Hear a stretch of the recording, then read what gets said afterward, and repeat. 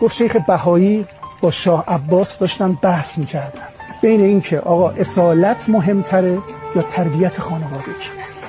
شیخ بهایی میگفت اصالت مهمتره، شاه عباس میگفت تربیت خانوادگی مهمه. یه چند روزی گذشت، شام دعوت گرفت و شیخ بهایی خدمت شاه عباس اومد. موقع صرف شام شاه عباس 2 تا بشکن زد و 4 تا گربه شم به دست اومدن. زد پشت شونه شیخ بهایی، گفت نگاه کن، تربیت یعنی این تربیت که شم گرفتن و اومدن، این تربیته.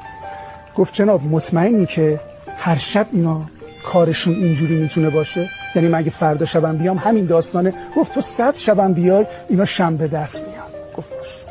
فردا شب اومد و موقع صرف شام 2 تا بشکن زد، گربه ها اومدن. اینم یه کیسه باهاش بود، کیسه رو باز کرد، 4 تا موش رو ول کرد. گربه ها شم و رها کردن، رفتن سراغ موش.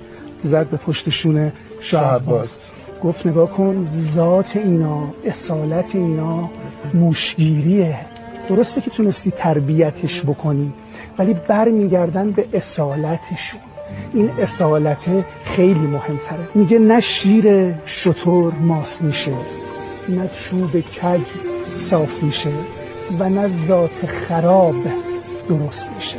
آنکه یک بار از مرامش نیش خوردی را نبخش، پوسندازی چه تغییری دهد در ذات ما.